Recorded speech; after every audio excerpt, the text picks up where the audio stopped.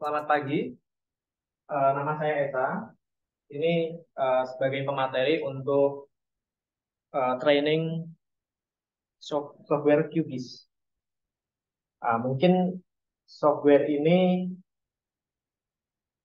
banyak yang baru dengar, karena kalau boleh tahu ada yang dari luar FEB, enggak ya?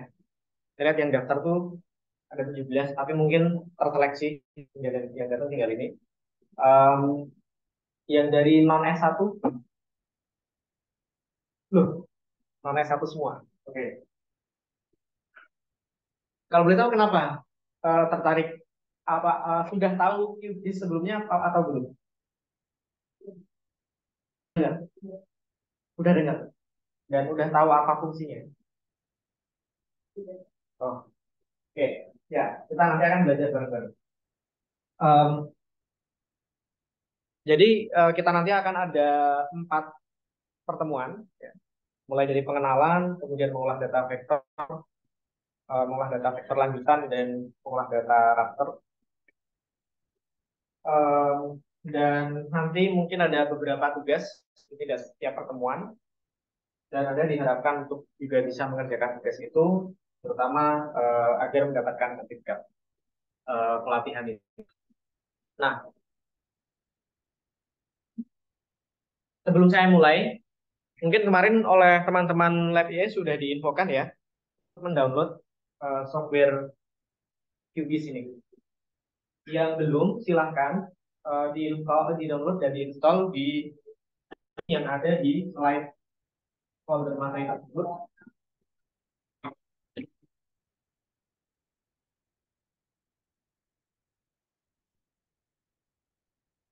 Dan mohon perhatikan bahwa versi yang kita gunakan itu versi 3.28. Jadi karena mungkin nanti kalau versinya berbeda, ada beberapa fitur yang sudah berbeda. Uh, ada yang belum download? Semua ya? Yang belum install? Oh, lagi jalan. Oke. Nah, ini sambil Anda download dan menginstall, kita berkenalan dulu dengan apa itu GIS dan QGIS. Nah, yang belajar ini itu tuh sebetulnya adalah teman-teman dari geografi terutama. Tapi nanti saya akan jelaskan kenapa bagi orang-orang ekonomi sekarang mengetahui eh, GIS dan software-software GIS itu sangat berguna. Nanti akan saya jelaskan. Tapi kita coba kenalan dulu dengan apa itu GIS. GIS itu singkatan ya dari Geographic Information System. Nah, dia ada banyak definisi, sebagaimana definisi-definisi yang lain itu pasti banyak. Tapi saya ambilkan yang cukup singkat. Geographic Information System atau GIS ya, GIS adalah sistem komputer untuk menangkap, menyimpan, mengecek, dan menampilkan yang bagian-bagian ini nggak terlalu penting. Nah, yang penting yang saya bold ini data yang dihubungkan dengan posisi muka bumi. Oke. Nah, mungkin kalau kita orang ekonomi, kita sudah biasa lihat data juga. Tapi data itu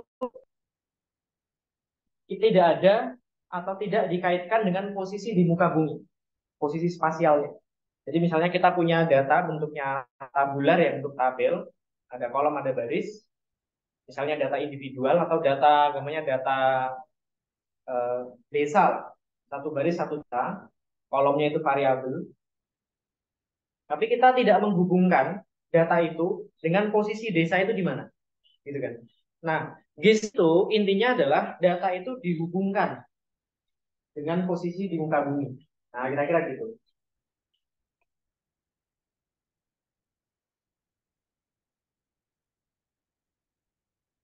Jadi, secara visual, kira-kira bentuknya seperti ini. Kita punya kenampakan, bukan kenampakan, dunia nyata ya, real world, realitasnya. Misalnya ini sebuah kota begitu. Data itu, data GIS, kalau kita biasa melihat data yang biasa, yang tabular, non GIS itu berbentuk tabel gitu ya. Nanti dalam data GIS ini juga ada tabelnya, tetapi cara pandang yang lebih lebih dasar adalah kita melihat sebagai layer. Jadi bayangkan ini sebuah peta gitu ya. Karena kita memerlukan perlu menghubungkan dengan posisi muka bumi tadi, maka kita harus menspesifikasikan posisinya. Dan gampangannya untuk setiap variabel gampangannya itu kita punya layer, gitu kan. Kalau kita data tabular, misalnya data tiap desa itu ya, satu desa itu kan satu garis. Tiap variabel itu tiap kolom gitu ya. Kalau ini bayangkan nanti tiap datanya itu adalah tiap layer.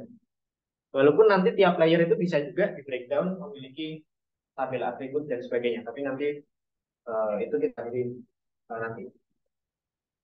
Jadi misalnya di sini dari dunia nyata ini kita bisa punya data misalnya eh, apa boundaries atau batas. Misalnya di sini blok X, blok Y dan sebagainya.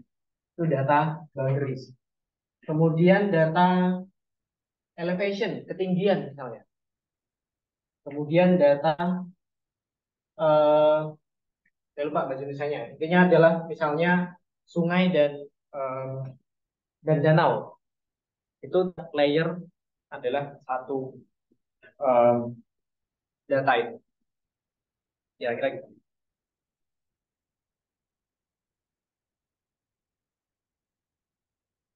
Nah, terus mungkin ada bertanya, itu berarti konsepnya seperti peta gitu ya. Nah, apa bedanya GIS sama peta? Peta itu lebih kepada visualisasinya, tapi GIS ini mencakup sistem sendiri. Jadi GIS itu lebih luas. Peta itu adalah salah satu bagian dari visualisasi dalam GIS. Gitu ceritanya.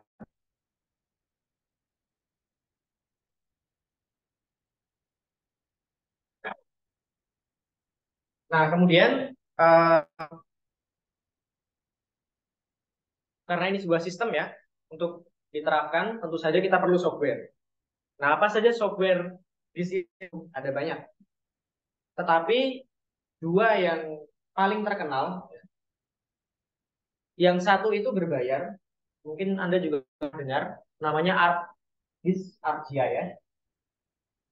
Ini software yang sangat-sangat terkenal dan powerful, tapi berbayar ya problemnya. Nah, kita punya yang kedua itu versi yang gratis. Yang paling terkenal adalah yang akan kita pelajari nanti yaitu QGIS. Dia gratis dan open source. Makanya kita pakai yang itu agar Anda tidak perlu beli. Selain menggunakan software-software dua yang ini dan juga software-software lain, kita juga bisa melakukan olah data spasial ya. Itu berbasis bahasa pemrograman. Mungkin kalau Anda sudah pakai Python atau R, itu ada libraries atau dukungan-dukungan semacam add-on gitu ya, yang bisa kita gunakan untuk mengolah data spasial. Jadi sebenarnya kalau sudah advance bisa pakai Python atau R. Walaupun itu pun terbatas di banyak fitur-fitur operasi-operasi GIS yang bahkan belum ada. Jadi sebetulnya jauh lebih um, kaya fiturnya itu yang ArcGIS dan QGIS. Cuman kalau kita mau otomatisasi gitu ya, dan dalam hal misalnya kita mau menekankan replikabilitas agar proses olah data kita itu bisa direplikasi oleh orang lain, kita nanti bisa gunakan Python atau R. Walaupun ini di luar lingkup training hari ini. Kita akan belajar yang pakai QGIS. Nah, nih mungkin pertanyaan Anda, kena ini kita orang ekonomi. Ini ekonomi semua kan? Ada yang akuntansi manajemen? Nggak ada ya? Oke, kita satu frekuensi berarti. Kenapa harus belajar GIS? Ini kan bukan fakultas geografi. Kenapa ada training GIS di lab IE? Saya berikan beberapa contoh. Tapi poinnya begini bahwa riset ekonomi sekarang itu memanfaatkan data dari berbagai macam sumber, ya kan? Mulai dari data-data kesehatan, data-data klimatik, ya iklim, data-data cuaca dan sebagainya. Salah satunya tentu saja data-data yang punya aspek spasial, gitu kan? Itu pertama. Yang kedua, nanti ini dulu saya kasih contoh. Jadi kadang kita itu memerlukan suatu data, tapi dia nggak ada data ekonominya, dan bisa kita akali dengan cara menggunakan data GIS. Itu satu. Atau memang data yang kita perlukan itu memang data yang GIS. Saya kasih satu contoh riset. Anda masih ingat tsunami Aceh yang luar biasa tahun 2004 ya, luar biasa hebatnya. Ini ada satu jurnal di Journal of Development Economics yang dia ingin melihat dampak tsunami Aceh itu terhadap pertumbuhan ekonomi. Ini di Journal of Development Economics, salah satu jurnal of bidang development. Ceritanya, dia itu pengen melihat dampak ekonomi itu sampai ke level yang kecil. Di sini sampai level kecamatan. Dia juga melakukan level kabupaten. Kalau kabupaten, itu data pertumbuhan atau data GDP masih ada kan? Data PDB-nya, PDRB masih ada. Kalau kecamatan, nggak ada kan? Mungkin ada kompilasi sendiri. Bisa bertahun-tahun Anda mengkompilasi eh, data BPS yang level kecamatan. Nah, solusinya gimana? Apa dia lakukan di sini? Yang mereka lakukan. Jadi mereka nih, because there are no GDP figures available to this level, we use night lights as a proxy for economic activity. Jadi idenya gini, oh GDP itu kan bisa diproksi dengan bahwa kalau semakin tinggi GDP-nya, aktivitas ekonominya semakin tinggi juga. Kalau aktivitas ekonominya semakin tinggi, berarti kira-kira cahaya yang keluar, yang dipancarkan dari daerah itu pada malam hari itu semakin terang. Itu kira-kira. Kalau makin banyak pertemuan, makin banyak warungnya, kalau dilihat dari atas nih, itu kan makin terang daerah itu. Nah, data eh, light itu, data kecerahan ketika malam hari, itu dia gunakan sebagai proxy untuk menggantikan, ya, untuk mewakili aktivitas ekonomi di kecamatan tersebut. Karena data light ini tersedia di seluruh muka apa meliputi seluruh permukaan bumi. Ya nggak semua, cuman sebagian besar. Itu dia. Ini satu contoh pertama, yaitu untuk keperluan data. Jadi kita nggak menggunakan metode yang berbasis spasial atau geografis. Kita cuma menggunakan data yang kebetulan tersedia melalui GIS itu untuk memproksi variabel ekonomi yang kita nggak punya. Ini satu contoh. Contoh lain yang keperluan data misalnya, nggak saya contohkan di papernya, nggak saya contohkan papernya. Misalnya kita ingin memproksi atau Anda tahu metode IP, instrumental variable. Pernah dengar IP itu menggunakan curah hujan atau data-data klimatik yang lain? Pernah dengar? Jadi intinya ada banyak riset yang menggunakan data seperti curah hujan, petir, sambaran petir, elevasi, kemiringan di penelitian ekonomi. Ya mau nggak mau untuk mendapatkan itu kita harus tahu bagaimana mengolah data GIS kan gitu kan.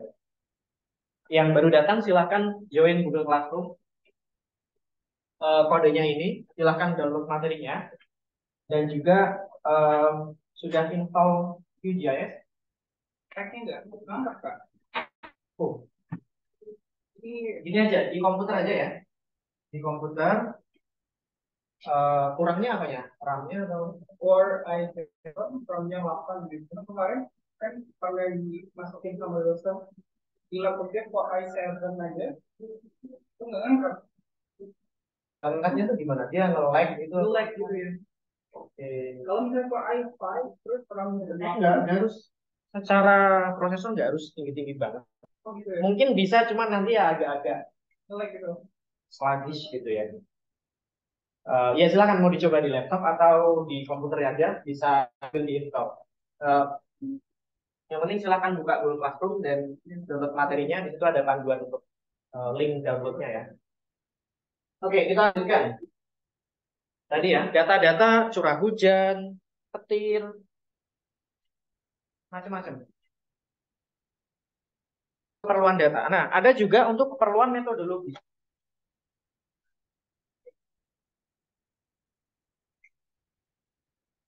Memang secara metode, jadi bukan cuma untuk datanya, tapi secara metode itu perlu konteks spasial. Jadi saya contohkan satu penelitian. Dampak dari common native language, bahasa native yang sama, terhadap international trade, terhadap perdagangan internasional. Evidence from spatial regression discontinuity design. Anda pernah dengar RDD, regression discontinuity design? Oke, kalau belum nggak apa-apa. Idenya adalah ini adalah versi spasialnya. Saya nggak akan jelaskan RDD itu apa karena ini bukan tidak membahas tentang itu ya. Tapi idenya adalah intinya dia itu butuh data ini. Ini ada dua daerah yang bahasanya berbeda. Oke.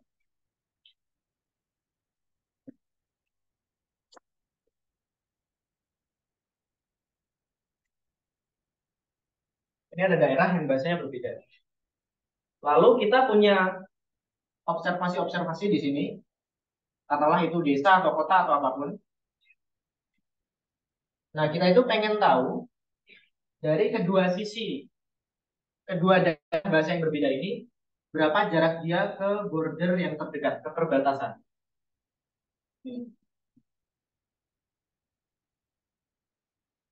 Jadi jarak ini. Kita perlu jarak ini. Nah, kita harus gunakan metode IS ini untuk mengukur jarak ini.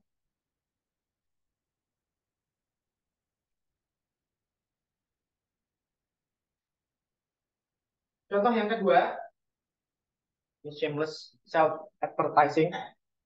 Ini paper saya sama teman saya. Kita eh, melihat dampak dari bencana di Indonesia terhadap pertumbuhan ekonomi dan bagaimana spillover-nya, bagaimana dia itu mempengaruhi. Jadi selain bencana itu mempengaruhi daerah itu sendiri, dia mempengaruhi daerah lain, spillover. Nah, dia perlu menggunakan namanya spatial econometrics, ekonometrika spasial, di mana kita perlu menggunakan peta kabupaten kota. Nah, sebetulnya dia bisa langsung ditata, cuman kadang begini problem. Peta itu belum clean, ada problem di peta itu.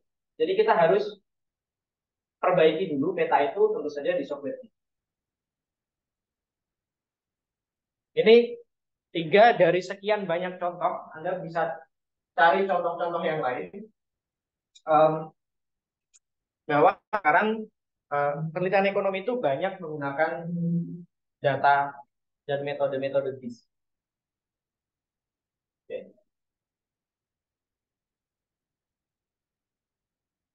Oke, cukup teori dan konsepnya. Sekarang kita coba. Sudah hasil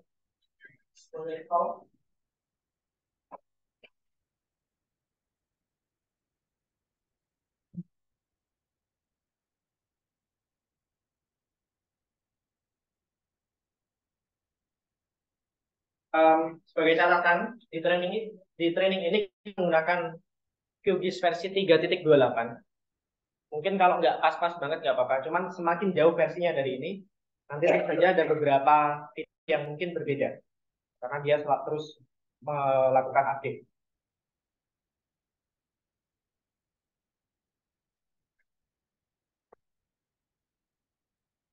Oke, Ini kayak pelajaran TIK ya, ini screenshotnya. Saya buka yang asli aja. Nah, ini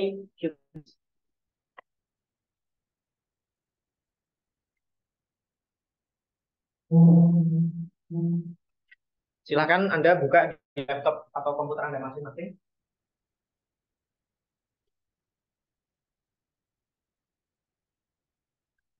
Ini tampilan QGIS. Cukup banyak sekali nih ya. Icon-icon, menu, panel. Tapi jangan khawatir, kita akan um, pelajari. Nggak semuanya, karena nggak akan cukup. Saya akan berikan contoh-contoh kasus dan basic-basic. Sehingga nanti Anda bisa mengembangkan sendiri, mempelajari sendiri.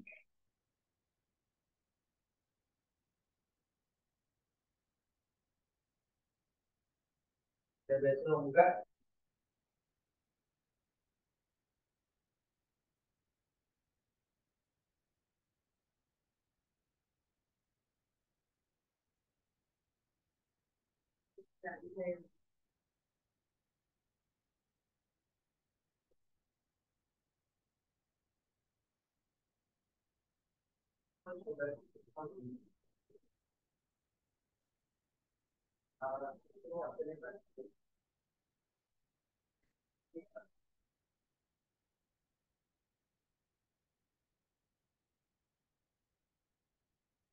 Saya lanjutkan.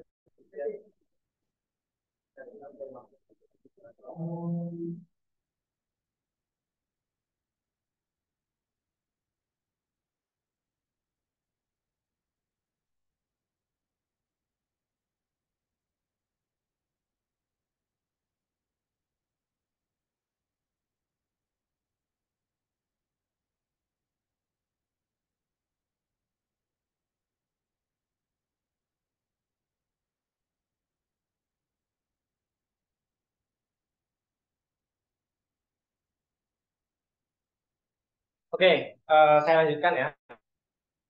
Yang sudah berhasil membuka,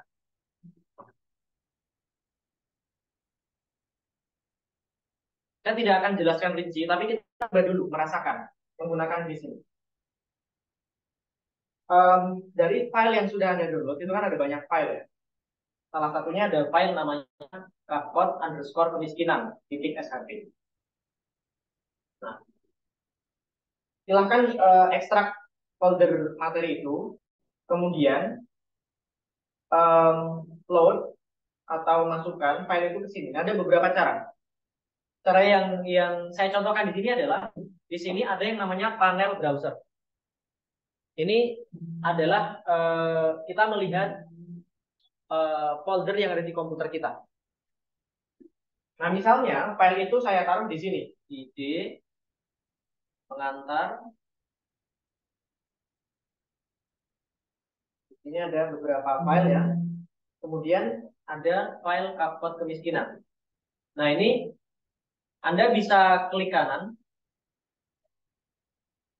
add layer to project, atau Anda bisa simply drag and drop.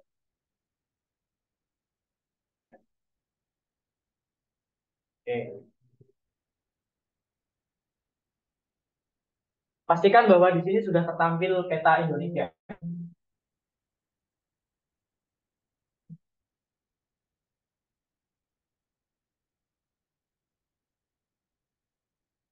Panitia boleh minta tolong video yang di pojokan itu di minimize saja biar tidak menutupi.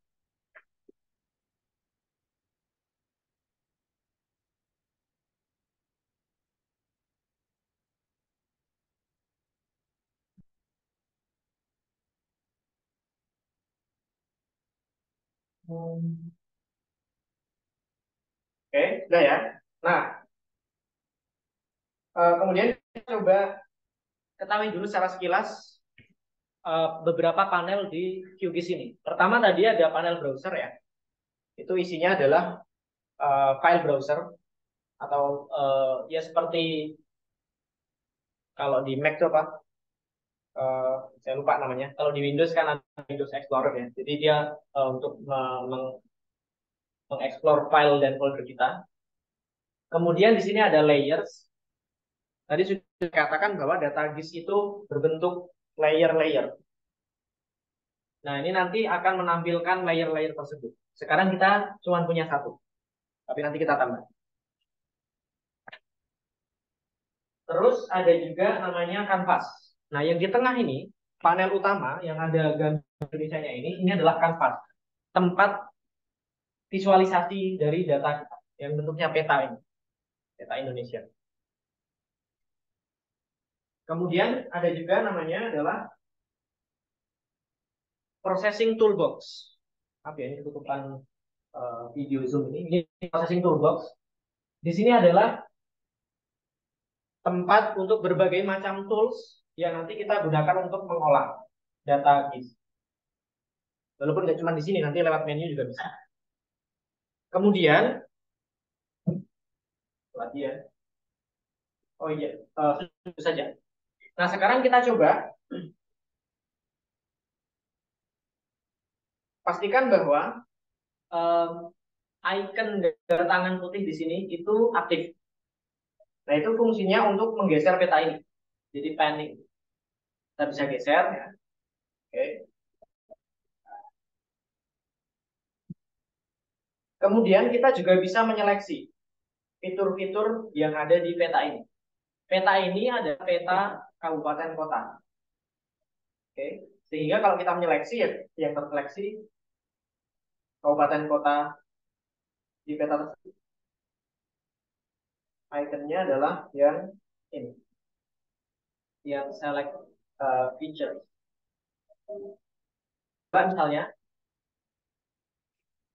saya mau klik bagian Kalimantan ya, saya kurang tahu ini kabupaten apa ya. Nah, ini akan jadi kuning. Artinya kita menyeleksi fitur di peta ini. Nah, karena fitur di peta ini terdiri dari kumpulan kabupaten kota, dari seleksi kabupaten itu. Kuning berarti terseleksi.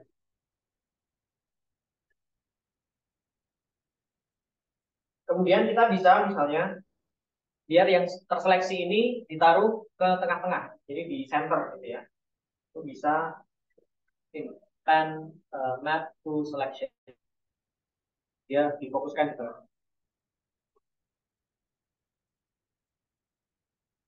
Lalu ada juga berbagai fitur zoom di sini, zoom, zoom out dan sebagainya. Anda yang paling simpel, saya ubah ke pen map. Nah, itu Anda juga bisa pakai scroll. Jadi ngezoom peta ini.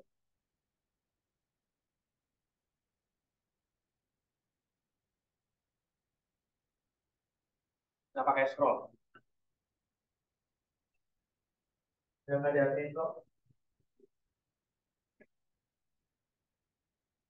Ini cara downloadnya di mana ya? Itu di materi kan ada linknya ya. Di slide. Nah, ya materinya yang belum ini ya. Di Google Classroom itu ada materi dalam bentuk zip, silahkan di-download dan diekstrak. Nah, di situ ada slide materinya. Nanti ada link untuk download, baik untuk Windows maupun untuk Mac.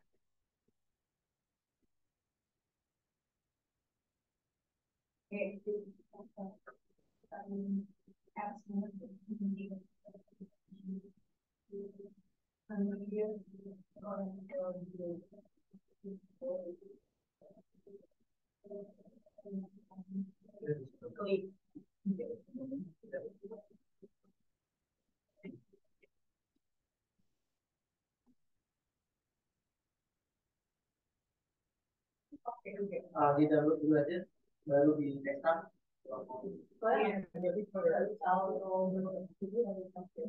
Oh iya?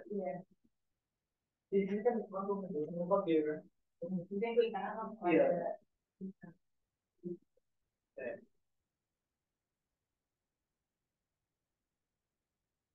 Saya tunggu aja ya.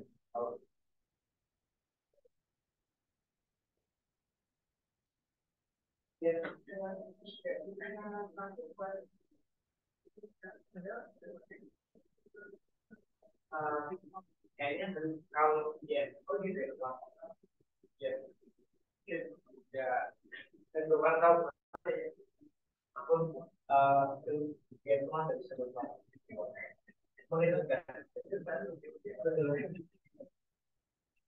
Sambil menunggu ya yang lain.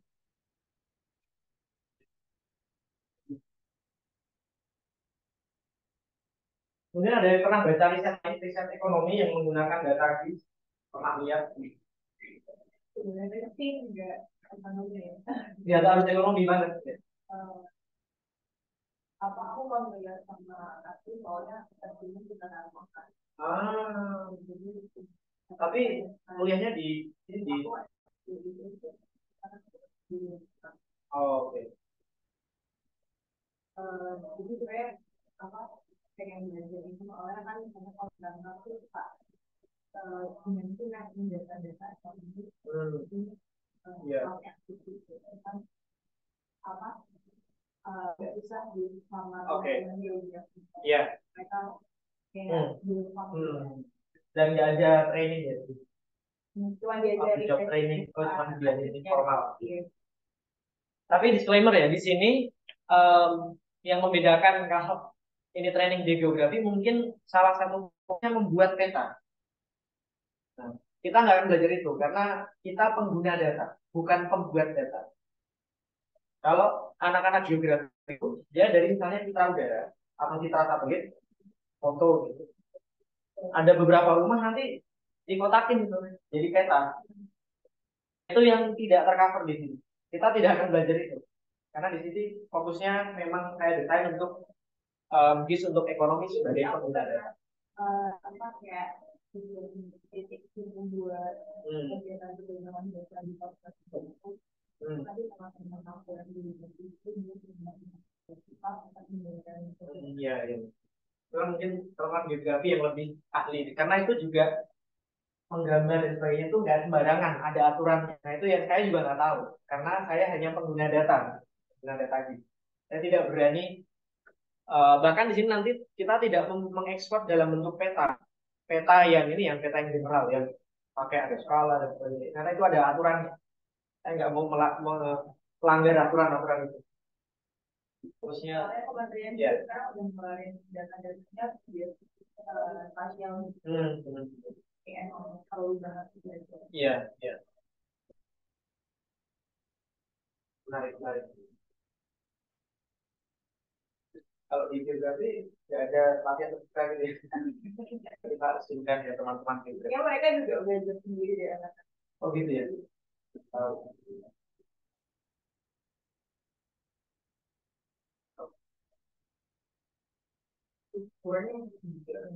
Iya, emang gede.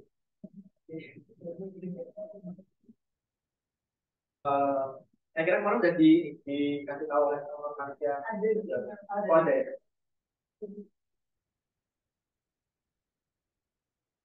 Atau kita lanjutkan ya, nanti kalau misalkan ada ketinggalan, silakan dilihat di materinya atau semoga rekamannya segera di-upload.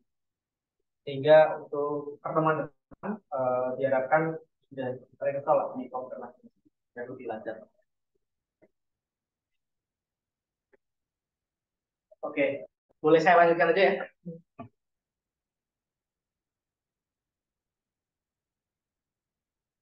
Nah, sekarang coba kita langsung membuat sesuatu yang lebih menarik daripada cuma nge-zoom, nge-scroll kayak gitu. Ini bukan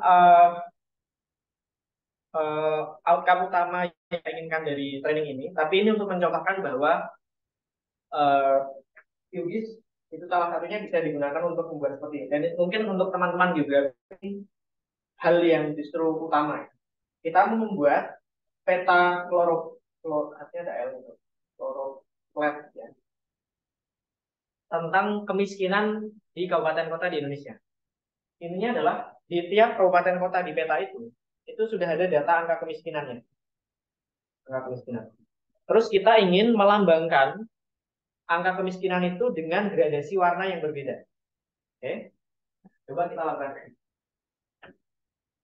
Coba sekarang klik kanan pada layer kabupaten kapkot underscore kemiskinan, lalu open attribute table.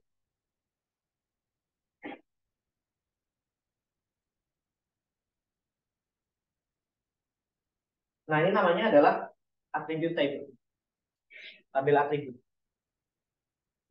Satu kabupaten atau satu kota di peta ini itu terwakili oleh satu baris di tabel ini. Misalkan ya, di sini, dan ini kita bisa urutkan ya. Misalnya namanya saya urutkan, saya klik. sesuai ini kan Jogja ya. Dan coba cari Kabupaten Sleman.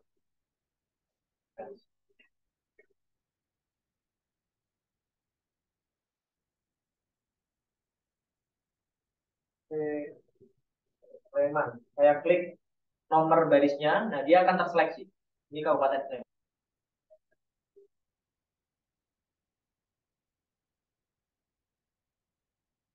Oke. Nah, terus kalau Anda lihat di sini ada 3 kolom ya. Ada kode BPS untuk kabupaten kota itu, ada namanya, dan ada angka kemiskinan dalam persen ya. 11 berarti 11%, 99%. Nah, kolom kemiskinan ini kita ingin tunjukkan dengan gradasi warna di peta ini.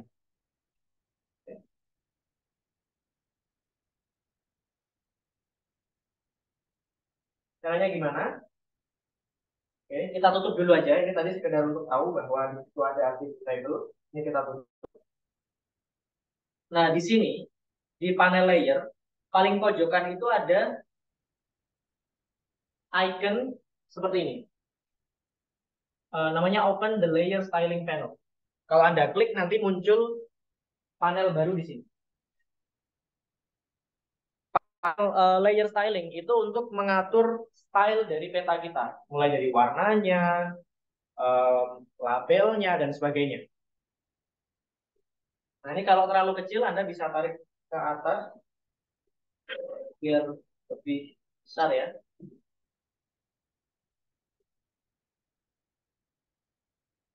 Oke, perhatikan bahwa saat ini styling kita itu pakai single simbol. Artinya adalah seluruh kabupaten kota di peta ini itu ya hanya diwarnai dengan satu warna, yaitu warna coklat, gitu kan. Tapi kita mau warnanya itu menunjukkan angka kemiskinan. Oke, caranya adalah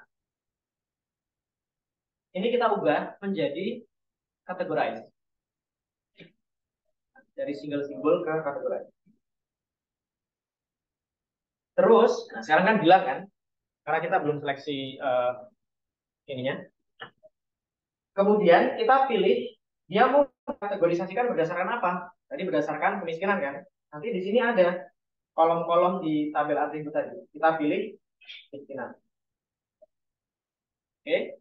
Kemudian pada bagian color run itu pilihlah gradasinya.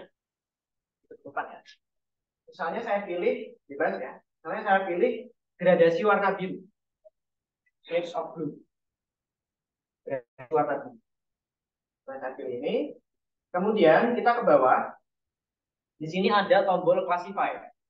Jadi intinya adalah data kemiskinan itu kan data continuous ya. Itu harus dipecah. Jadi kelompok-kelompok. Nah, mengelompokkannya itu kita serahkan ke QGIS. Dia punya algoritma sendiri untuk memecah angka kemiskinan itu menjadi beberapa kelompok.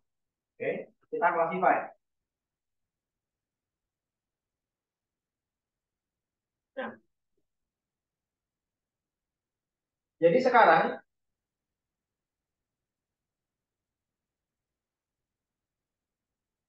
sorry, koneksi internetnya ada. Sekarang kalau kita lihat, ya,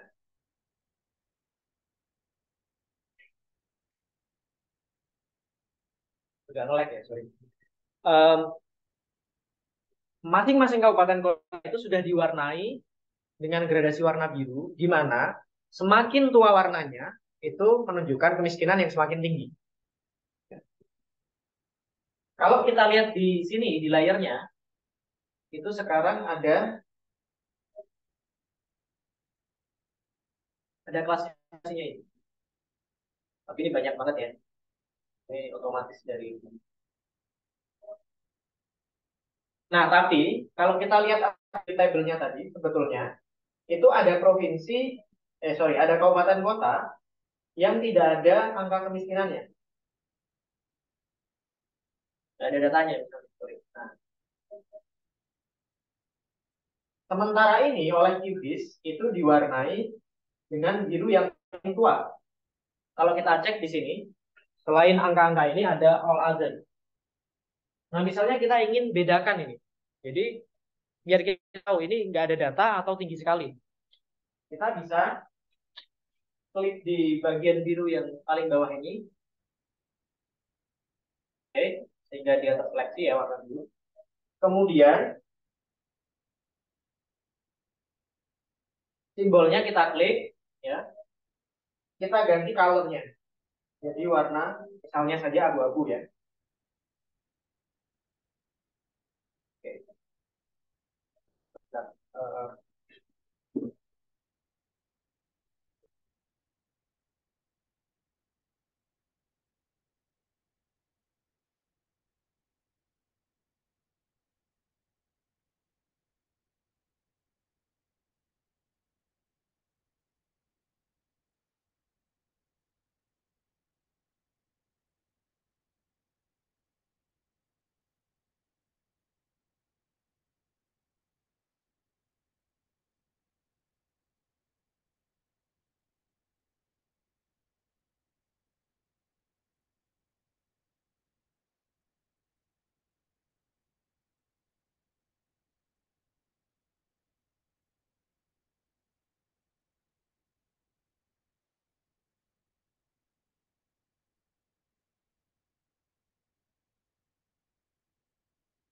Oke, jadi sekarang kita tahu bahwa yang nggak ada datanya itu dari Kalimantan Utara ya, yang abu-abu.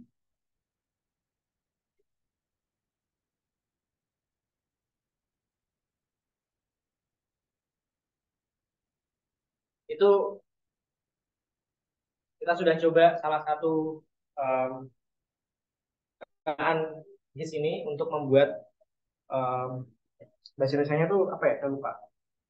Peta, ya peta tematik, tapi yang dibedakan berdasarkan warna ini apa ya? Mungkin ada yang tahu yang belajar yang dari tata ruang.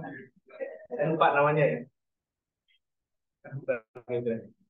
Nah, sebetulnya peta seperti ini itu bisa dihasilkan dengan tata. Kalau cuma untuk memvisualisasikan seperti ini. Cuman di sini saya contohkan dengan Figma. Nah, um, ini saya contohkan, tapi uh, saya lagi beritahu bahwa kita fokusnya bukan di hal seperti ini. Kita lebih ke mengolah data GIS yang nantinya kita akan gunakan untuk analisis ekonomi.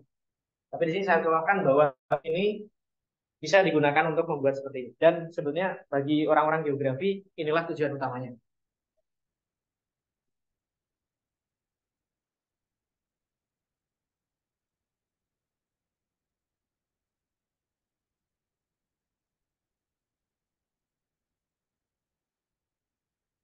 Oke.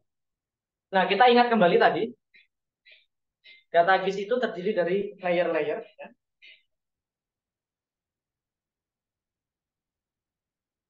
Dan sejauh ini kita baru pakai satu layer. Sekarang coba kita tambahkan layer yang lain. Dari panel browser tadi, dari file yang sudah Anda download itu, silahkan tambahkan file-file sungai underscore sleman.shp, atm underscore sleman.shp, nightlight.tf ke panel. Kita bisa drag and drop atau klik kanan and delete. Ya, Sleman.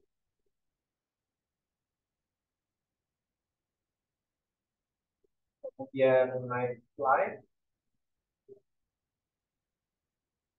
lalu sungai Sleman.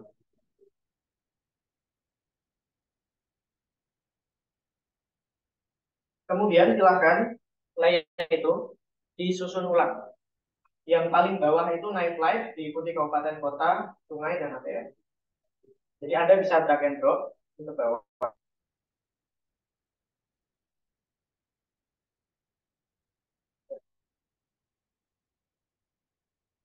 Oke. Jadi sekarang kita punya beberapa layer. Nah, tadi kan cuman yang kabupaten kemiskinan, di mana itu adalah peta area kabupaten kota, dan yang tadi sudah kita ubah warnanya berdasarkan atmosfer. Sekarang kita punya layer night light yang gelap ini dan ada beberapa titik terang itu adalah data satelit. Yang tadi saya ceritakan ini data kecerahan malam hari. Nah, layer ini bisa kita nonaktifkan dari kanvas. Cara ini centangnya dihilangin. Coba kita mau lihat night light-nya aja. Yang lain ini centangnya dihilangin. Nah, mungkin karena kontrasnya nggak terlalu ini ya. Silahkan dilihat di laptop masing-masing. Ini potret Indonesia di malam hari. Ya.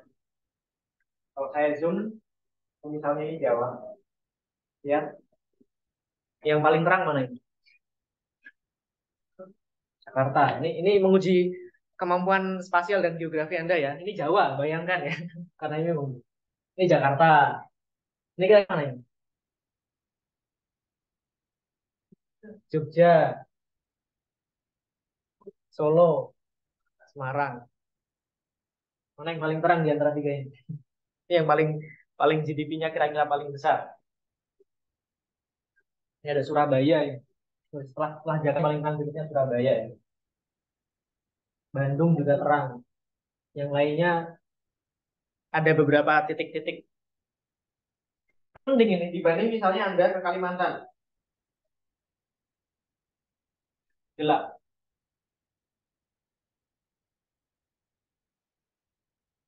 Oke. Itu data night light ini hasil citra satelit di malam hari. Tadi Kabupaten Kemiskinan sudah tahu ya. Itu batas administratif kabupaten kota. Kemudian di sini ada Sungai Sleman. Kalau kita aktifkan, dia cuma ada di daerah ini, Sleman dan sekitarnya. Nanti akan ada garis-garis. Nah, ini adalah sungai yang minimal sebagian darinya itu masuk ke Kabupaten Sleman. Ada cukup banyak ya sungai-sungai di Sleman. Ada juga ini ATM Sleman. Itu adalah titik-titik ATM di Sleman.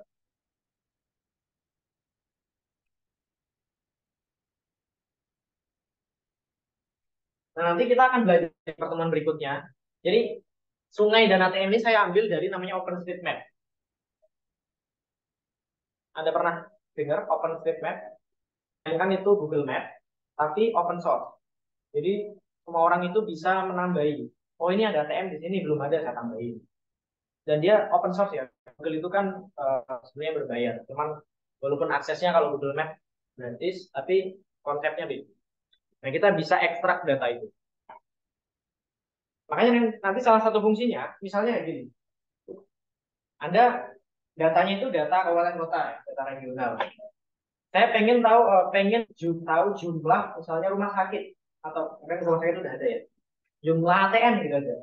Mungkin Anda bisa mengumpulkan datanya manual gitu kan ke setiap web banknya atau gimana. Tapi ada cara yang mungkin lebih cepat, yang mungkin tidak terlalu akurat ya. Tidak semua ATM masuk, cuman ini bisa jadi salah satu opsi. Kita pengen tahu jumlah ATM di masing-masing kabupaten kota. Ya ambil aja dari data OpenStreetMap, terus nanti dihitung tiap tiap kabupaten kota, kita dapat. Nah itu eh, gambarkan salah satu penggunaan QGIS ini untuk kita orang ekonomi, gitu kan?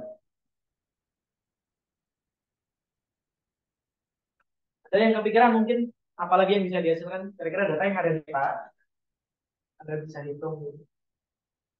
Jumlah OpenStreetMap itu kan kayak peta ini ya, peta coba saya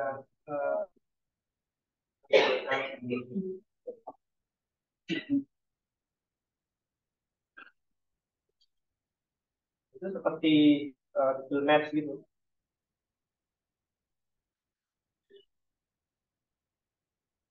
Jadi ada jalan, ada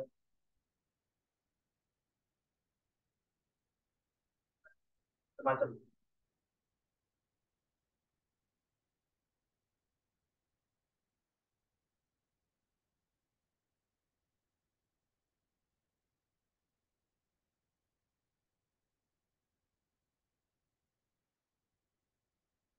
yang nggak punya data kampus,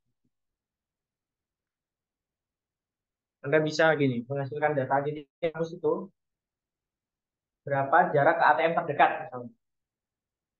Atau di tiap desa, kalau Anda punya data desa ya, titik desanya, berapa jarak ATM terdekat. Anda mungkin bisa dapatkan data itu dari Podes. Tapi misalnya kita nggak terlalu percaya, lebih percaya yang ini, kita bisa hitung pakai peta ya.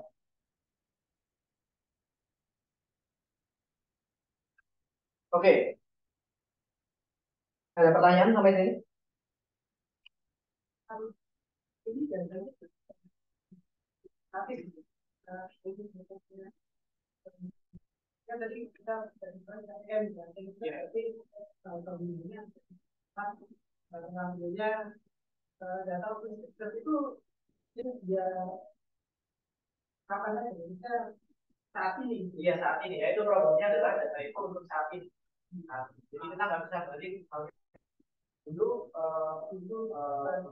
ketika tahun 2000 akhirnya berapa? Ya, tapi ada juga data-data yang seperti itu. Tapi kalau memang saat ini, cuman misalnya ini, Bintang satelit ini saya ambil yang tahun 2010. Terus kabupaten kota ini juga saya lupa itu saya pakai 2000, kalau tulisannya 2010 tapi saya lupa border batasnya itu saya pakai yang tahun berapa. Kabupaten kota itu kan ada yang mekar kan. Ya. Tentu saja lama-lama berbeda-beda. Nah, juga harus perhatikan itu. Terus gimana kalau misalkan kita dapatnya yang tahun 2020 batasnya, tapi kita mau gabungkan itu, kita bisa. Kita pelajari. Kita dapat peta, misalnya ya di Jogja ini Sleman pecah jadi 2 komponen.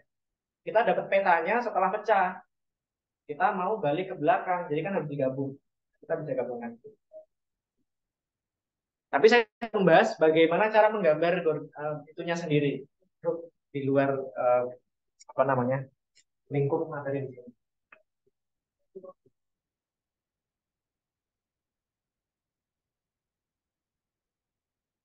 Oke. Nah, kemudian sekarang perhatikan perbedaan layer nightlight yang citra satelit malam hari tadi dan layer yang lain. Coba kita lakukan zoom in. Misalnya di daerah pantai ini ya. Ini Semarang kan? Ini ada cahaya dari daerah Semarang. Yang dari nightlight ini, yang ini, itu kalau kita zoom, dia jadi pecah kan? Kayak foto JPG, itu Anda zoom pecah, pixel, kotak-kotak. Sementara kalau data yang ini nih, yang area kabupaten kota Semarang, kalau Anda zoom, nggak akan pernah pecah. Nah, termasuk juga yang ini, sungai ATM itu kalau Anda zoom juga nggak akan pernah pecah. Karena ini dua data yang berbeda. Jadi ada dua jenis database. Satu namanya data raster, dan satunya data vektor. Ada yang hobi desain grafis, minimal pernah megang softwarenya. Softwarenya apa? Corel, Illustrator, Photoshop. Photoshop pernah? Corel pernah. Apa perbedaan Photoshop dengan Corel? Kalau Corel itu untuk Vektor. Kalau Photoshop itu ya. Iya, betul. Itu dia. Nah, jadi data di sini ya serupa kayak data gambar ya. Kalau ada, ini ada yang satu nggak? Dia masih suka dikerjain jadi panitia desain grafis. Saya dulu sering dijadiin panitia desain grafis itu yang paling tertindas ya. Karena ada revisi poster, nanti jam 12 harus jadi ya. Oke, nggak apa. Kalau kita pakainya Corel Draw atau Illustrator, itu kalau kita zoom kan nggak, Karena itu kumpulan bentuk-bentuk geometris kan. Kumpulan garis, titik, dan poligon. Yaitu adalah seperti ini, vektor. Tadi data kabupaten kota itu. Area kabupaten kota, data sungai, data ATM, titik. Itu data vektor. Sementara data raster, itu seperti foto tadi, yang biasa kita olah dengan Photoshop, dan sebagainya. Dia adalah data yang terdiri dari sel atau grid atau pixel. Oke, jadi ini data vektor, data spasial yang menggunakan bentuk-bentuk geometris untuk merepresentasikan fitur-fitur geografis. Jadi dia kumpulan bentuk geometris. Ada 3 jenis bentuk. Ada titik, ada garis, dan ada poligon atau segi banyak. Juga bisa kombinasinya, tapi komponen utamanya 3 itu. Nah, di sini saya contohkan tadi yang kita pakai tadi, kemiskinan itu adalah kumpulan poligon, ya. Karena ini berupa area kabupaten kota. Data kabupaten kota ini adalah kumpulan poligon. Jadi masing-masing kabupaten atau kota itu satu poligon. Kita nyebutnya satu fitur. Kemudian data Sungai Sleman itu garis. Kumpulan garis. Sementara ATM Sleman itu titik. Nah, kalau kita lihat juga kelihatan di layarnya ini simbolnya kan beda-beda. Yang kapot kemiskinan itu bentuk kayak gini. Ini artinya ini adalah data poligon, layernya poligon. ATM Sleman itu titik, Sungai Sleman itu garis.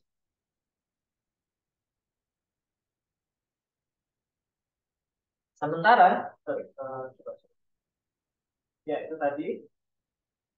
Nah, ini agak teks ya, tapi saya sampaikan. Apa itu titik? Apa itu titik? Secara ini mungkin angkatnya secara matematika. Titik itu apa sih? Kalau Anda menggambar koordinat kartesius x, y, titik itu apa? Menunjukkan apa? Kombinasi x dan y ya. Nah, di sini karena bumi itu di um, dibagi menjadi lintang dan bujur, alih-alih x dan y, ya sama saja sebetulnya. Y-nya itu adalah lintang, x-nya adalah bujur, gitu ya. Maka titik di sini melambangkan koordinat. Jadi pasti ada 2 angka, lintang dan bujur. Itu satu titik, ya kan? Di sini ada sebetulnya dimensi z, tapi kita tidak akan bahas.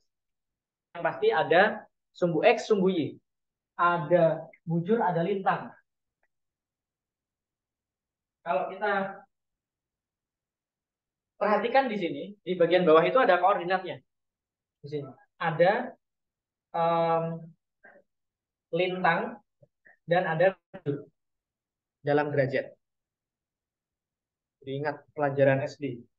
Lokasi apa namanya? Indonesia terletak di antara 90 derajat. Saya lupa ya. Ada yang masih hafal? Waduh. 5141. Kalau benar dapat sepeda. Ya itulah, yaitu koordinat. Nah, titik ini kombinasi lintang dan bujur. Lalu apa itu garis? Garis itu kumpulan titik yang dihubungkan, ya, tapi tidak do not form an enclosed shape. Jadi balik lagi. Jadi antara pangkal dan ujung itu terpisah. Jadi sebetulnya data vektor itu semuanya berbasis ke titik. Komponen dasarnya itu titik. Ya. Kalau garis ini berarti kumpulan titik yang dihubungkan. Lalu kalau poligon itu kumpulan titik yang dihubungkan tapi membentuk suatu jenisnya apa ya? Enclosed Jadi area yang tertutup, bentuk yang tertutup. Nah, tapi juga bisa ada lubangnya di sini. Jadi kalau Anda punya batas yang di luar, terus ada yang di dalam, nah di dalam ini lubang, istilahnya hole. Kira-kira gitu. Itu poligon. Nah, ada istilahnya. Jadi misalnya titik garis atau poligon, titik yang membentuk garis disebut dengan vertex atau vertices kalau banyak. Vertex. Istilahnya vertex. Maksud sama dengan titik point.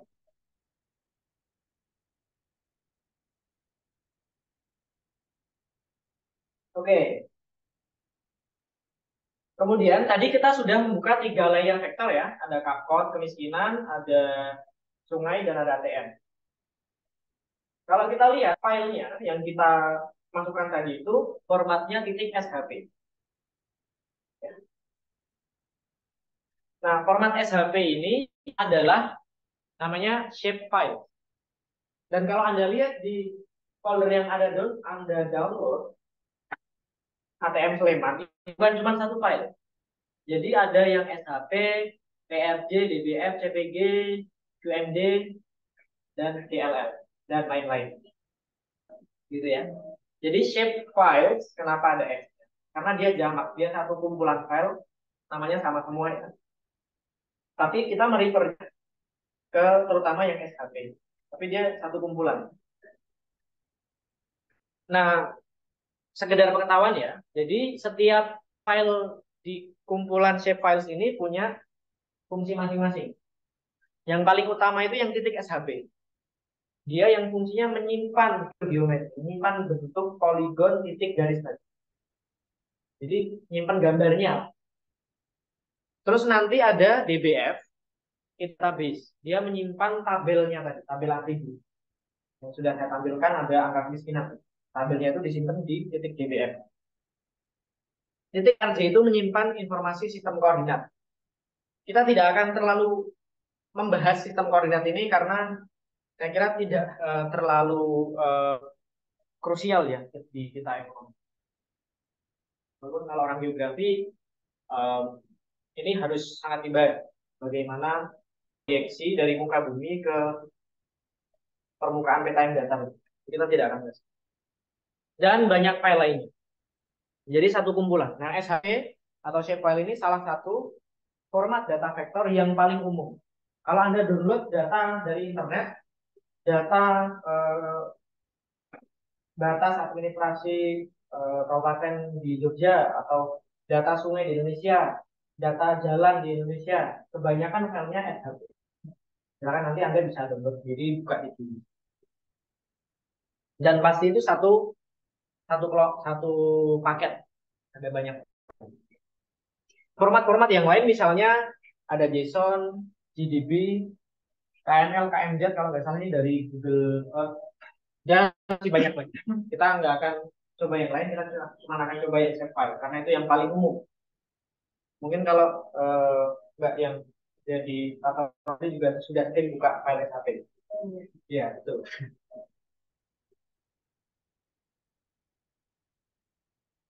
Nah, terus satunya data vektor, yaitu data raster tadi, data yang night light. Saya sudah katakan tadi, dia terdiri dari kumpulan pixel, atau menyebutnya sel juga bisa, atau grid. Dia disebut juga data grid.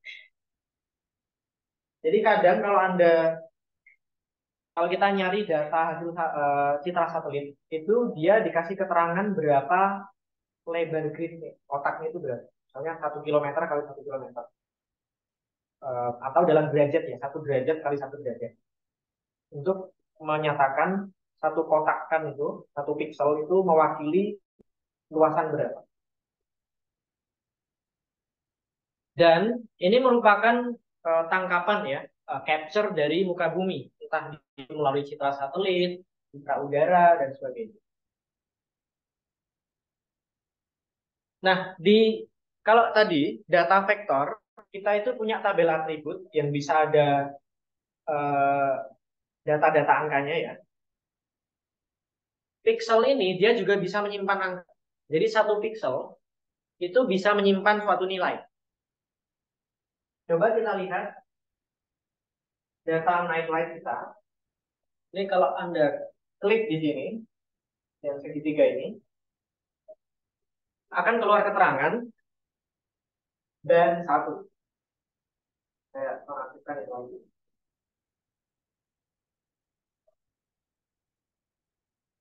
Dari 0 sampai 59. Jadi setiap titik-titik ini ada nilainya, 0 sampai 59. Gitu. Ini cuma satu nilai ya, tapi nanti dia juga bisa banyak nilai. Dan setiap nilai itu disimpan dalam sebuah uh, sebuah variabel, kalau kita nyebutnya itu band. Jadi band 1, band 2, band 3. Kalau ini cuma satu. Jadi semakin cerah di sini, semakin tinggi cahayanya, semakin putih, itu merepresentasikan cahaya yang semakin cerah kalau dilihat dari atas dari satelit.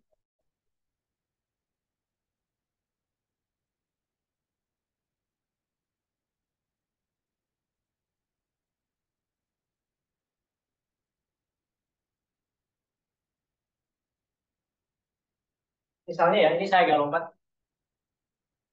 Kita bisa melihat kalau tadi kalau data vektor kan kita bisa lihat tabelnya tadi ya. Kalau ini misalnya yang paling sederhana kita bisa klik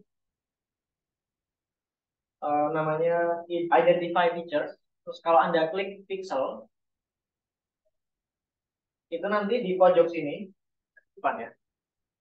Panitia kalau dengar yang video pojokan itu tolong diminimize ya. Ini keluar angka ya,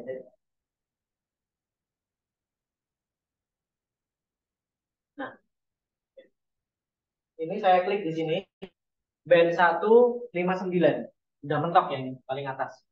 Kecerahan maksimum. Kalau di daerah sini yang gelap ini dia cuma 7 angkanya. Jadi setiap pixel itu ada angkanya, ada nilainya. Di mana nilai di angkanya di sini itu mencerminkan tingkat kecerahan.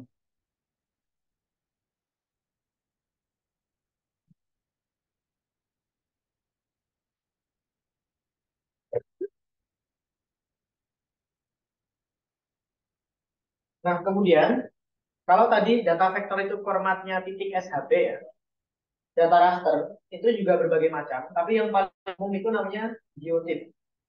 Formatnya titik TIF. Kalau Anda lihat tadi data nightlight itu kan filenya namanya nightlight titik TIF. Dia itu biasanya sebenarnya data gambar. Karena format vektor yang lain itu juga JPEG, PNG, sorry, raster ya ini ya. Ini harusnya raster. Berbagai format data raster lainnya. Itu JPEG, PNG, BMP, format-format gambar. Cuman TIFF ini bedanya apa? TIFF ini dia sudah di dalamnya itu tag dengan data koordinat. Jadi pixel ini tuh posisinya di mana? Itu geotiff. Jadi sudah di tag dengan koordinat. PNG, JPEG itu kan enggak.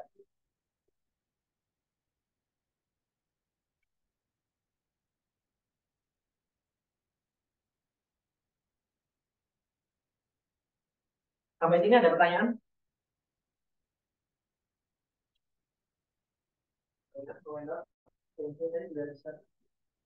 Di ya.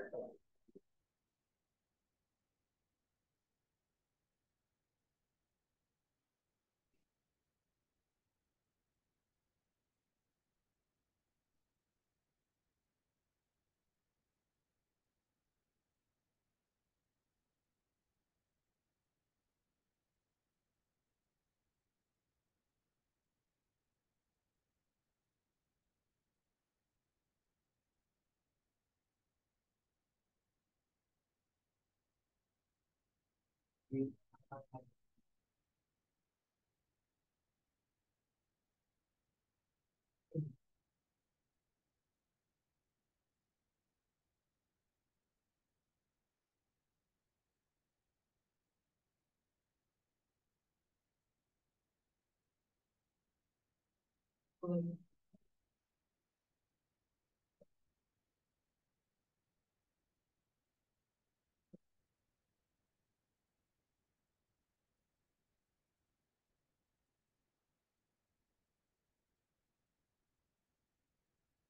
Nah, sebagai bocoran ya, jadi nanti salah satu yang akan kita lakukan itu misalnya di situ kan ada data night light ya. Dia terdiri dari pixel-pixel. Misalnya tadi, dari seperti paper yang saya tunjukkan tadi, dia menggunakan night light ini di level kecamatan. Nah, gimana itu? Ini kan masih dalam grid, dalam kotak-kotak pixel ini. Nah, nanti kita akan kombinasikan eh, data cupcode ini, wilayahnya itu, intinya adalah titik-titik yang masuk dalam wilayah Jogja misalnya. Rata-rata berapa ini? Atau jumlahnya berapa? Atau mediannya berapa? Nanti kita bisa hitung.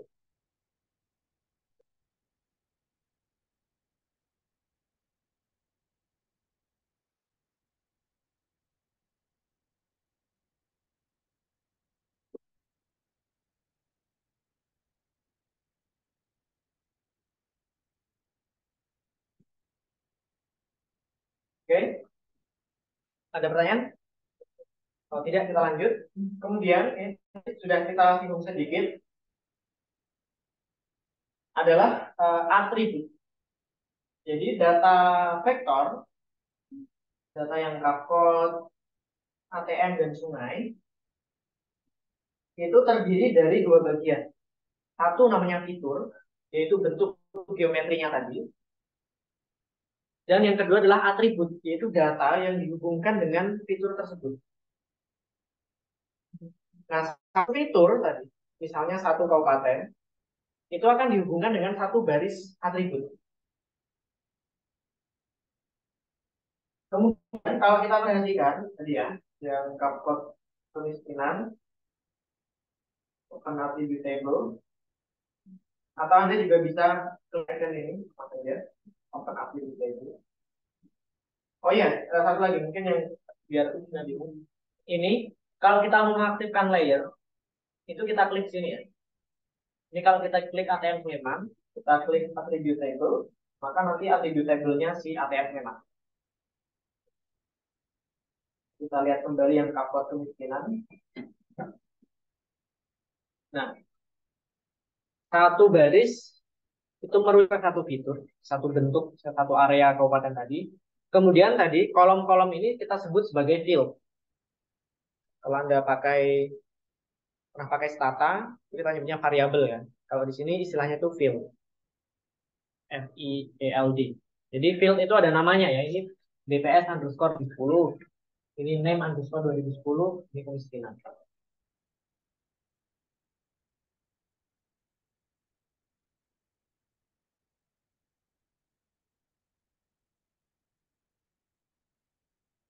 Nah, coba sekarang kita mengeksplor hal-hal yang berkaitan dengan atribut ini.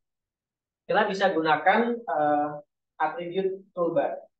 Jadi ada beberapa icon di sini yang bisa kita gunakan untuk mengeksplorasi atribut tersebut. Tadi kita sudah gunakan ini, identify features untuk data yang naik ya. Coba kita gunakan untuk yang kapot kemiskinan. Kita tampilkan dulu. Nah, kalau kita seleksi misalnya kota Yogyakarta ya, di sini ada panel identify result di pojokan itu. Mungkin di tempat Anda bisa di bawah.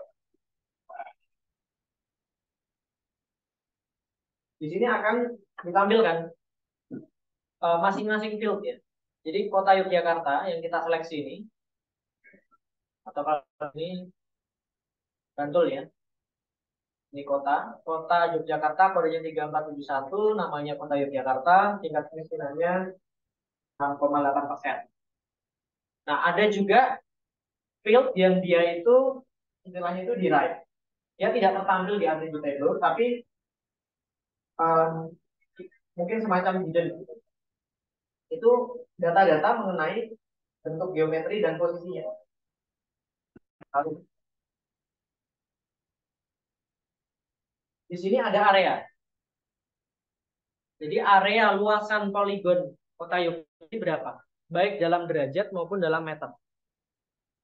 Kita bisa lihat di situ area yang dalam meter 32 juta meter persegi. Berarti berapa? 32 juta meter persegi. Kalau mau diubah ke hektar misalnya ya. 1 hektar itu kan 10.000 ya. Iya nggak? Saya yakin. 10.000 kayaknya. Jadi adalah 3.290 hektar. Iya, kota Yogyakarta itu 32.000 hektar, hampir 33.000 hektar. Kalau Sleman berapa?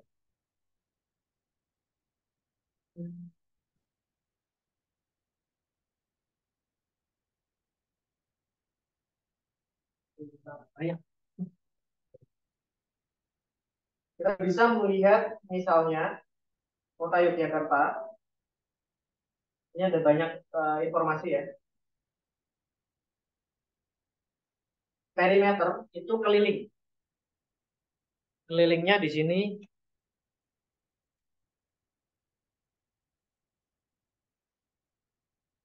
37 km. Kelilingnya kota Yogyakarta.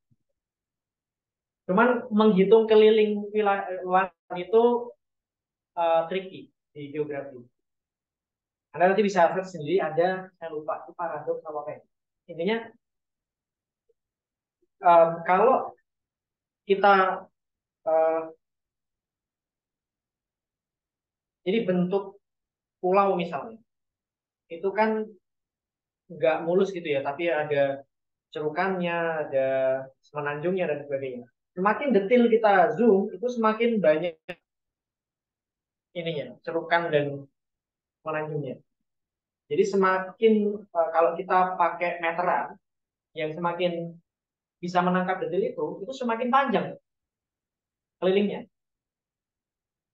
Semakin detail meteran kita, semakin panjang. Jadi kalau apa ya, saya lupa namanya itu, um,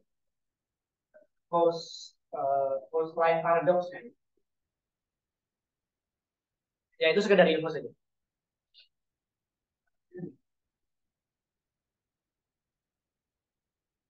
Oke, itu identify feature.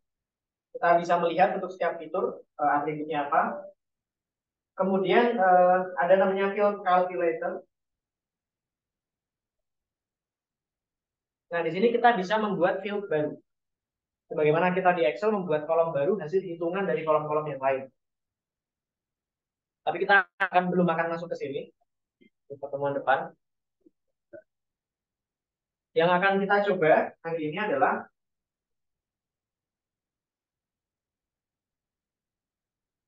um, yang melalui attribute table. Tapi sebelumnya kita coba yang show statistical summary. Di sini ada gambar sigma, ya, icon sigma. Kalau kita klik sesuai di layar yang aktif, upload kemiskinan. Itu misalnya field yang kita seleksi kemiskinan, kita bisa melihat deskriptif statistiknya. Di sini ada data dari 497 kabupaten kota. Rata-rata angka kemiskinan itu adalah 11,76 sekian. Mediannya adalah 9,6.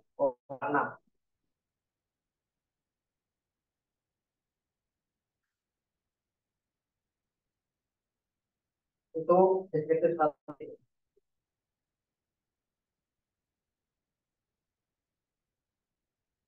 Nah, kemudian yang akan kita coba hari ini, kita coba akan menyeleksi fitur berdasarkan nilai atribut.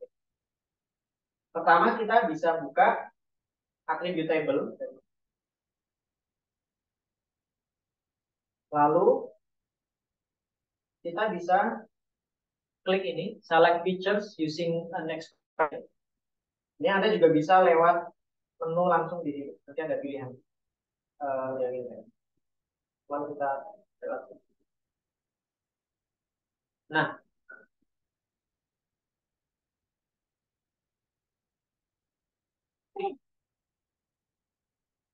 Dari sini kita bisa menyeleksi fitur, dalam hal ini kabupaten atau kota, berdasarkan nilai atribut-atributnya.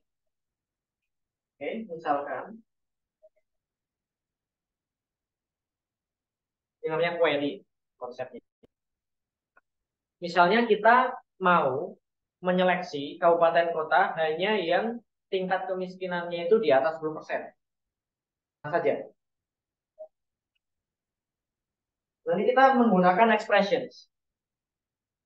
Nama field itu harus pakai tanda petik 2. Jadi nama fieldnya tadi kemiskinan kan, nama kolomnya kemiskinan lebih dari 10. Kita masukkan ke kolom expressions ini.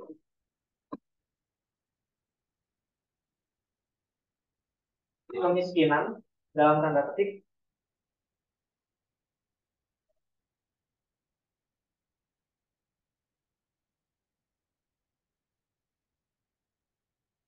lebih dari 10. Kemudian kita bisa select features. Yang kuning yang terseleksi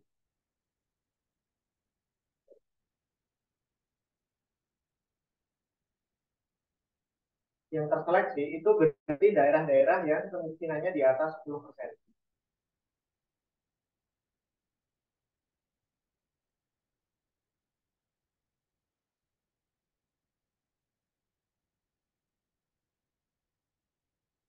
Atau mungkin di atas 15% kita juga bisa.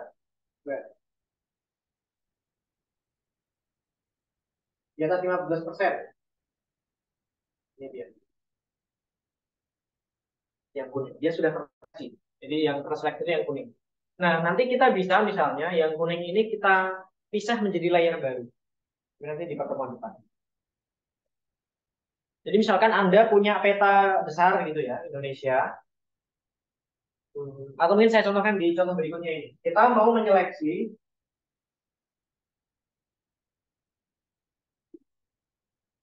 kalau tadi itu berdasarkan kemiskinan, sekarang kita seleksi hanya kabupaten kota di DIY. DIY itu kode BPS-nya berawalan 34.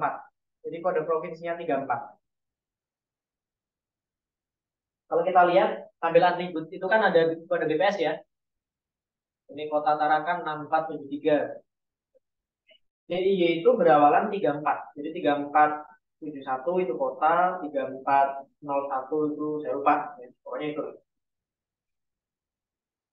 Jadi idenya adalah kita mau menyeleksi yang dua angka pertamanya itu 34. Caranya gimana? Ini salah satu cara aja ya. Caranya adalah itu kan data angka tuh 3471. Saya bagi 100, berarti kan 3471 jadi 34,71. Terus saya pakai fungsi plot. Itu pembulatan ke bawah. 34,71 kan berarti 34. Nah, kalau dia sama dengan 34 berarti dia di dalam grupnya.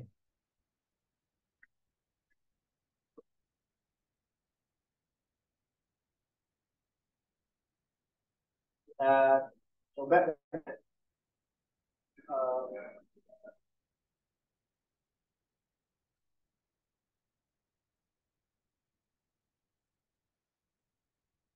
di kolom field DPS 2000.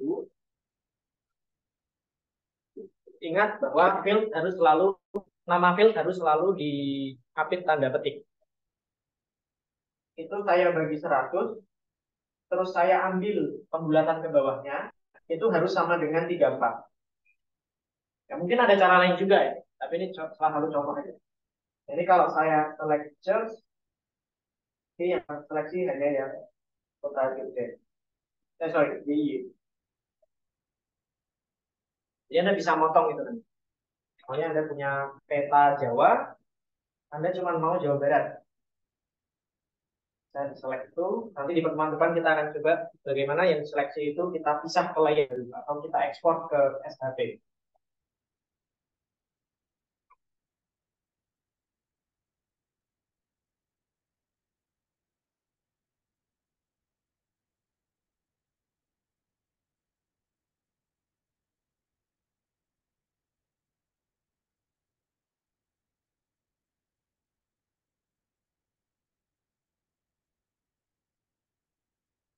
Ini pernah coba fitur ya ini? Belum. Jadi coba. Biasanya ngapain sih di masyarakat praktikal di kementerian apa tidak? Tidak. Keperluannya itu apa secara praktikal? Sebenarnya itu tuh lebih apa dari tumbuhan Oh, di itu kan ada antara sebenarnya gimana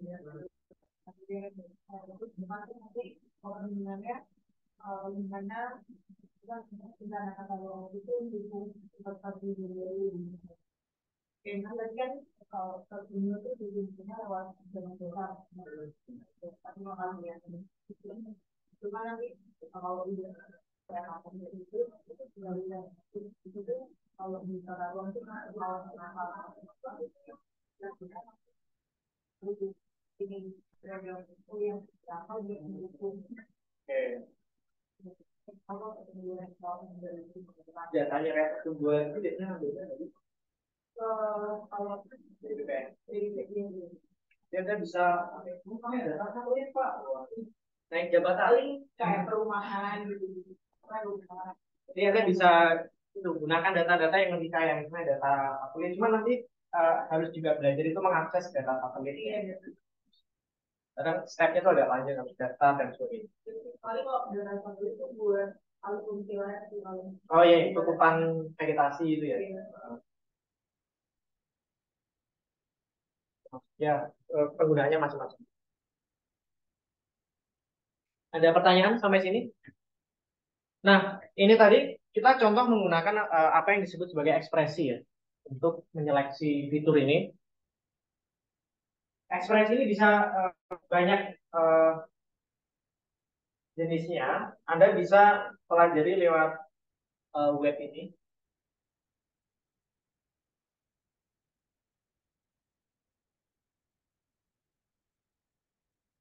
Ini karena banyak ya, tidak akan saya jelaskan satu-satu.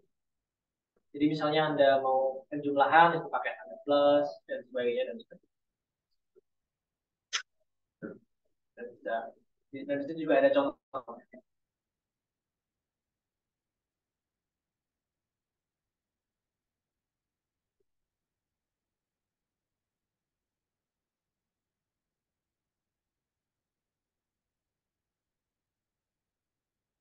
Nah, sebetulnya untuk menyeleksi tadi tidak harus pakai query yang pakai expression.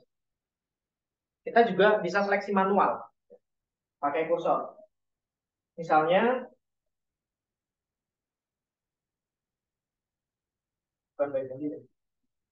jadi kita pakai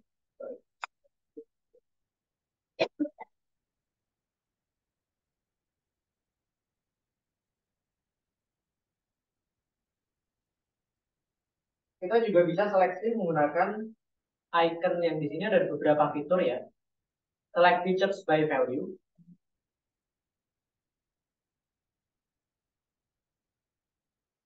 Saya perlihatkan dulu semuanya. Ada select features by expression yang tadi kita pakai, juga bisa diakses lewat sini.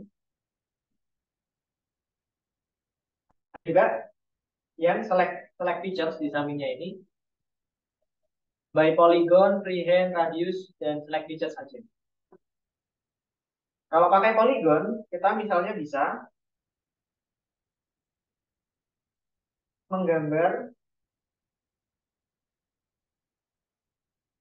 polygon di sekeliling Jogja, misalnya untuk menyeleksinya. Tapi nanti apapun yang kena polygon itu akan terseleksi. Ya, harusnya tadi ini. Polygonnya ini diawali dengan klik, diikuti dengan klik-klik yang lain, lalu diakhiri dengan klik kanan. Itu kalau mau manual. Tapi kalau Anda mau lebih analitis menggunakan tadi ya syaratnya apa, daripada ngecek satu-satu, diklik manual, bisa pakai expression. Atau metode di tengah-tengahnya itu adalah select features by value. Jadi di sini sudah langsung tertampil fieldnya apa saja. Bisa seleksi misalnya kemiskinan yang greater than 10%. Select features. Nah, tapi dia lebih tidak fleksibel. Karena misalnya tadi saya mau menyeleksi yang kode BPS-nya adalah 34, itu nggak bisa. Jadi terbatas. Terus pakai expression kalau lebih rumit.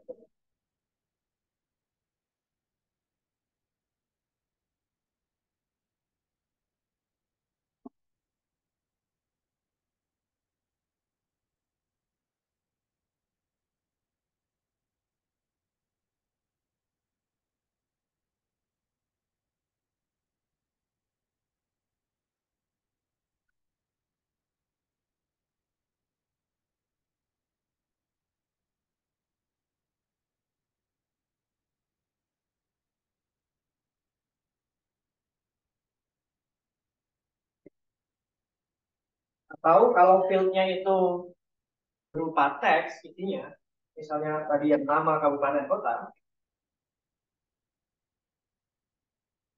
itu kita bisa misalnya contains atau does not contain. Kan yang kabupaten itu pasti ada kap titiknya. Kita seleksi hanya yang kabupaten, berarti yang field namanya itu contains kata-kata K A B titik. Terus kita select feature. Seleksi semua kabupaten. Yang kota enggak. Kayak Semarang ini enggak terseleksi. Kota Jogja juga enggak. Jadi ada beberapa cara ya. Kita bisa gunakan sesuai keperluan. Kalau cuma seleksi yang Anda tahu bagian mana bisa seleksi langsung, tadi pakai polygon atau klik langsung. Tapi kalau lebih rumit, jadi saya mau menyeleksi kabupaten yang kemiskinannya di bawah 10%. Bisa pakai extend, bisa pakai and.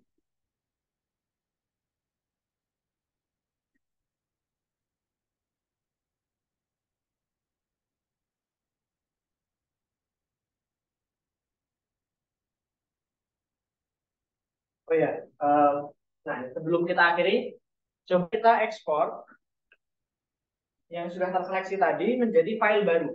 Oke, misalnya tadi saya mau yang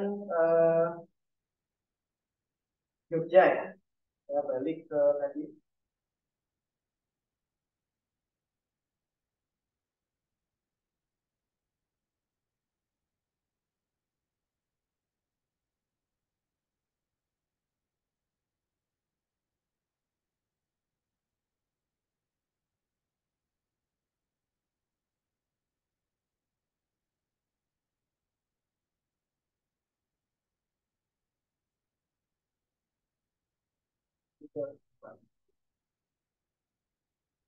Saya menyeleksi Jogja, kita manual juga boleh. Saya coba ya. Sorry. Oke, saya pakai.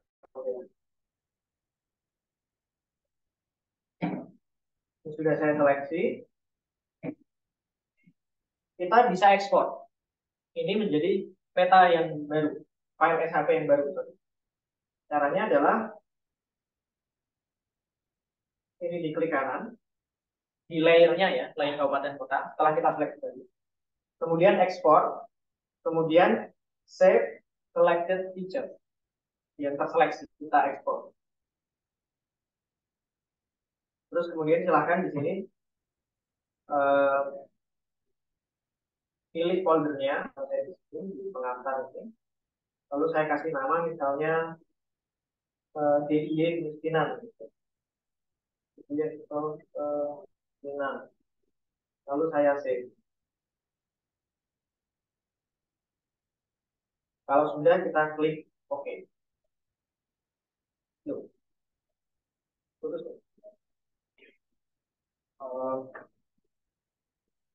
Sorry, Zoom saya putus.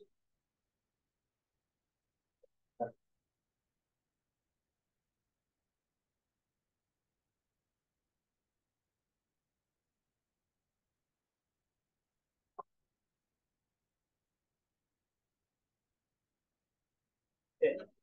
Kemudian kalau sudah, yang lain-lain nggak usah dipikirkan terlebih dahulu. Kita klik OK, dan nanti dia akan tersimpan di file yang baru. Kita lihat di sini ada file baru.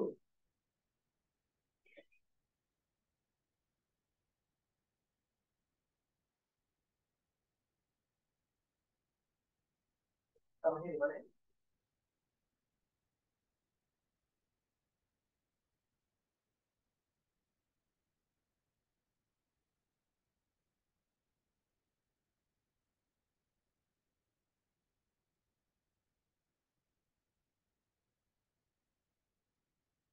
Oh, foldernya di tempat yang berbeda. Tapi ini nanti akan muncul di folder itu dan sekaligus dimunculkan di layar. Jadi sekarang kita punya layer yang isinya cuma di Y saja. Setelah kita select lagi, kemudian kita ekspor dia ke file yang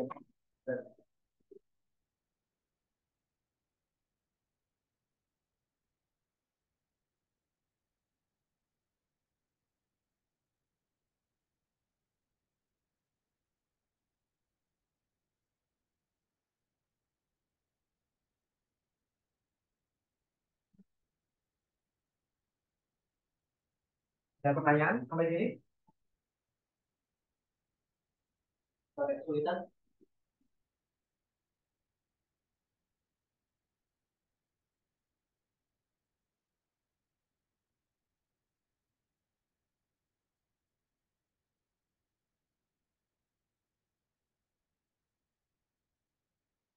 Kalau tidak ada, ini materi terakhir untuk hari ini.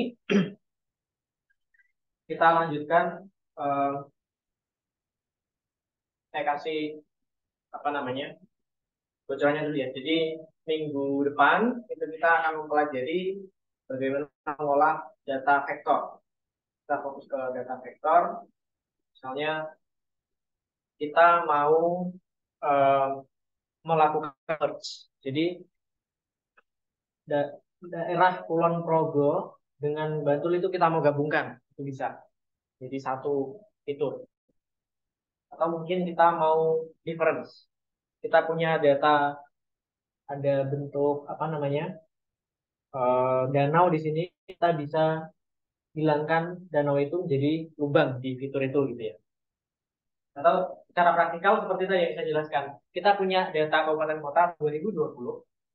Kita pengen peta itu di tahun 2000.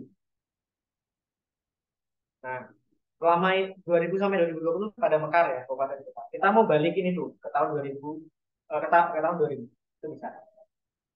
Jadi itu kemudian kita juga bisa menghitung misalnya eh, mana berapa jarak ke kabupaten tetangga, berapa jarak ke kabupaten yang lain. Kemudian kita juga di pertemuan yang berikutnya kita akan gunakan data OpenStreetMap. Jadi misalnya kita mau ngambil data-data tempat ATM tadi ke sungai atau jalan, ya. Kemudian eh, di pertemuan terakhir kita akan menggunakan data raster tadi, dan data citra satelit. Bagaimana salah satu contohnya tadi dari data yang grid itu kita mau hitung. Jadi setiap kecamatan atau kabupaten atau desa kita mau hitung rata-rata kecerahannya berapa. Sehingga kalau kita sudah dapat rata-rata kecerahan kabupaten katakanlah, kan kita bisa ekspor data itu, misalnya saja ke Excel atau apapun, yang kita bisa gabungkan dengan data kita yang lain. Itu kan keperluannya itu hanya untuk menambah variabel baru gitu. Ada variabel baru namanya kecerahan untuk kabupaten A, B, C. Jadi kita lebih kepada menggunakan data-data di situ untuk keperluan riset yang kaitannya dengan ekonomi. Walaupun ya nggak harus. Ada pertanyaan sebelum saya akhiri? Kalau tidak ada, untuk hari ini belum ada tugas. Tapi nanti silahkan dicoba yang mungkin tadi belum sempat mengikuti, diinstal, dicoba sendiri. Kemudian untuk pekan depan, materinya akan saya upload di Google Classroom. Jadi silahkan di-download dulu, mungkin kalau sudah ada. Dan pastikan tadi yang mungkin laptopnya belum bisa terinstall. Ada yang belum berhasil? Sudah ya? Nge-lag apa enggak? Agak nge-lag ya? Oke. Ya itu agak berat. Ya, memangnya agak berat. Oke. Oke, kalau begitu saya cukupkan ya. Kita jumpa lagi pekan depan di jam hari yang sama di lab komputer ini juga. Sekian, terima kasih. Selamat siang.